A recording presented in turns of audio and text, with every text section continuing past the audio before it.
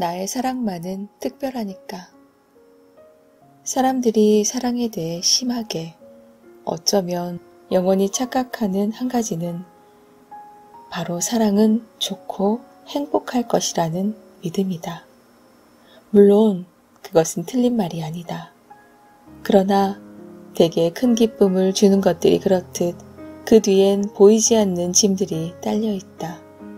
예민함, 오해와 질투, 구속과 의심, 육체적이고 심리적인 피로, 그리고 아마도 확실한 이별 같은 것. 연애에는 고통과 슬픔이 동반함을 주변에서 많이 목격해서 익히 잘 알고 있다. 단 이것이 나의 문제가 되면 달라진다. 나의 사랑만은 다를 것이라 확신한다. 왜냐? 나의 사랑만은 항상 특별하니까. 사랑한 만큼 이별 후 미움의 감정은 누구에게도 예외가 아니다. 영화 500일의 썸머에서 남자 주인공 톰은 썸머에게 대차게 차인다. 사랑한다는 것은 서로를 보는 일인데 언제부턴가 썸머는 나 피곤해, 나 졸려, 나 바빠 라며 보지 않으려고 한다. 서로를 좋아한다는 증거는 사실 무척 간단하다. 모든 장애물에도 불구하고 서로를 간절히 보고 또 보려고 노력하는 것인데 누군가 한쪽은 그 노력을 언젠가부터 하질 않게 된다.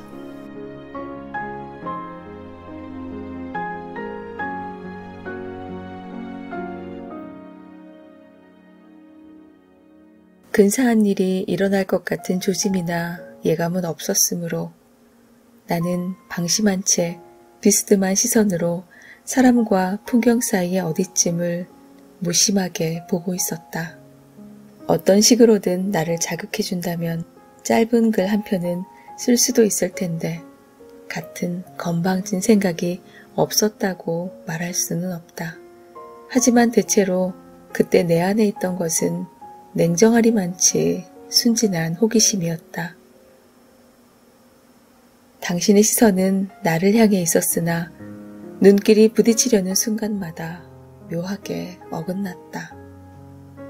그것이 무엇이든 들키지 않으려는 의도가 당신에게 있었는데 그 의도가 내게 중력으로 작용했다는 것이 문제였다. 나는 얼굴을 반쯤 가리고 있던 머리카락을 쓸어 올리다가 가방을 뒤져 머리핀을 찾았는데 그 행동은 이미 무관심을 가장하기 위한 것이었다. 그런 사실을 당신이 모를 리 없었다.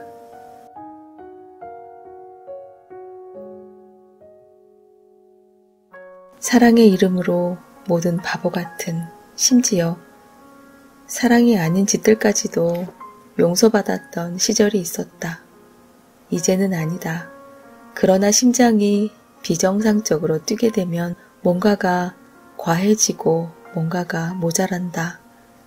말을 아껴야 할 때 너무 많은 말을 해버린다거나 손을 거두어야 할 때 옷깃을 붙잡는다거나 그런 식으로 한번 템포가 뒤틀리면 돌이킬 수 없다는 것을 잘 알고 있으면서도 저항하는 것에 익숙하지 않은 나는 결국 토끼처럼 귀를 기울이고 당신을 들었다.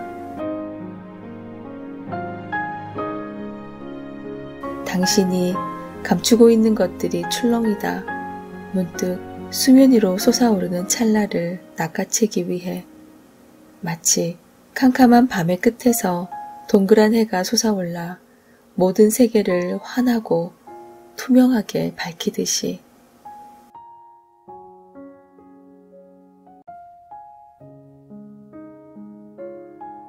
당신은 여러 가지 이야기를 했지만 아무것도 이야기하지 않았다. 당신의 움직임, 손의 동작과 시선의 방향에는 아무런 의미도 없었다. 당신은 감정을 다루는 데 익숙하지만 감정에 대해 책임을 지는 사람이 아니었다. 당신과 나 사이에 가로놓인 공백 안으로 치밀한 빗소리가 파고들었다. 아마도 당신은 아무것도 잃어버리지 않고 제자리로 돌아가리라. 모든 결론을 유보하고 어떤 결정도 내리지 않고 세상의 모든 로맨스는 로맨티스트에 의해 창조될지 몰라도 로맨티스트는 로맨스를 위해 희생하지 않는다. 그리하여 당신이 최초에 의도한 네모 반듯한 풍경 하나가 액자에 담긴 그림처럼 내게 남았다. 프레임 바깥은 신경 쓰지 마. 너의 몫이 아니니까. 갈피 없는 나의 말에 마침표를 찍었던 그의 마지막 문장을 나는 그렇게 기억한다.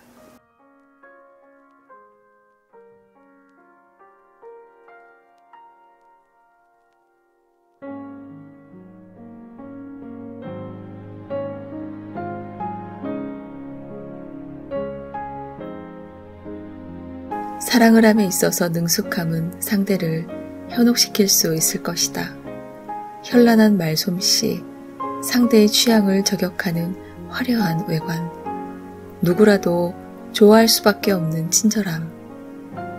하지만 오히려 그런 능숙함은 때로는 진심을 움직이기에는 힘들다. 왜냐하면 나를 현혹시키는 상대의 행동이 나를 향한 진심으로 보이기보단 그저 많은 경험들로 인한 능숙함처럼 보이기 때문이다. 그러니 너의 서투름은 언제나 나에게 벅차게 다가왔다. 사랑을 해본 적 없다고 제대로 된 연애 같은 건 해본 적 없다던 넌 내 눈에도 언제나 서투르기 그지없었다. 마음을 표현하는 법을 잘 몰라 늘 쭈뼛거리다. 내가 자신의 마음을 몰라준다고 말하지 않아도 알아달라며 서운해하던 너의 모습은 그 자체로 이미 나에게 너의 마음을 오롯이 표현하는 중이었다는 걸 넌 알까? 화가 난 내 모습에 어쩔 줄 몰라 눈물부터 흘리며 미안해하던 너의 모습에 많은 대화를 섞지 않아도 진심 어리게 다가오는 그 마음이 느껴지니 나는 차마 너를 보고는 토닥이며 안아줄 수밖에 없었지. 그리고 그날을 기억한다. 처음 너와 함께 지붕이 그르렁대며 난리를 치고는 사랑을 나누던 길거리엔 양이들 부럽지 않게 나의 잠자리에서 온 밤을 너는 나로 나는 너로 채웠던 그날을. 넌 참 서투르게 옷을 벗고 서투르게 누워서는 서투르게 나를 받아들였다. 모든 부끄러움이 자신의 몫이라는 듯 어쩔 줄 몰라 하던 너의 모습에 나는 참 숨을 깊게 내쉴 수밖에 없었지. 그 누구의 침대 위 능숙함보다 너의 서투른 모습은 내가 여직 봐왔던 것들 중 최고로 더 나의 오감을 자극했고 그 밤 나는 더욱이 황홀경에 가까워졌다. 너의 서투름은 세상 그 무엇의 야함보다 관능적이었다. 너는 늘 나에게 말했다. 인생 전체를 통틀어서 자신의 사랑한다는 말을 처음 가져간 사람은 바로 너라고. 차마 다른 누군가에겐 목구멍 밖으로 나오지도 않던 말이 너의 앞에선 자기도 모르게 튀어나온다고. 난 그런 네가 좋았다. 내 앞에선 굳이 생각하지 않아도 절로 나오던 너의 행동들이, 서투르기에 왈칵 튀어나오던 그 진심들이, 부끄럽게 날 받아들이던 내 전라의 홍조가 이런 행복은 처음이라는 듯 날 눈에 담던 너의 표정이, 차마 가공되지 못한 너의 감정들에 나 또한 네 앞에선 날 숨길 수 없었다. 그저 그렇게 날것에 진심이 담긴 비릿함이 난 참 좋아. 너를 생으로 삼켜내고 싶었다. 네 앞에선 실오라기 하나 걸치고 싶지 않았다. 벗어낸 만큼 너에게 내 진심 또한 닿기를 바랐기 때문에 너의 서투름은 언제나 나의 진심에 영감을 준다. 머리로 받아들이기 전에 가슴에 와닿아서는 그 온기로 날 감싸니 난 널 사랑할 수밖에.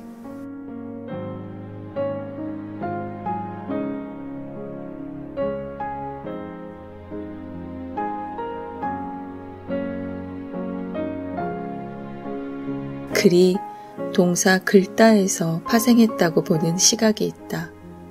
글쓰기는 긁고 새기는 행위와 무관하지 않다. 글은 여백 위에만 남겨지는 게 아니다.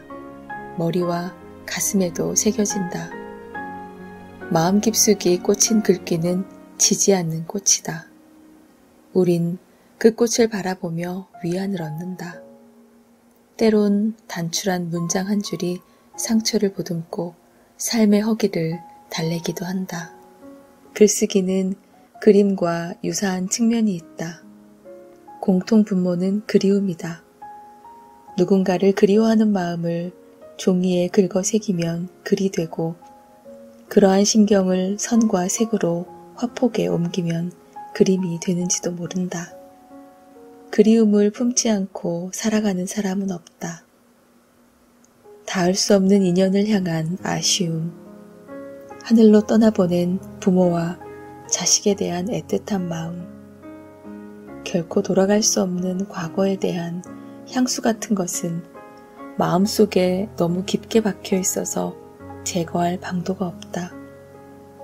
채 아물지 않은 그리움은 가슴을 헤집고 돌아다니기 마련이다.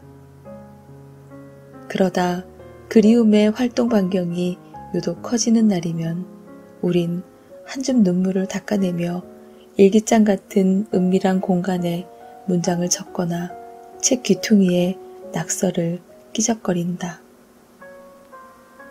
그렇게라도 그리움을 쏟아내야 하기에, 그래야 견딜 수 있기에.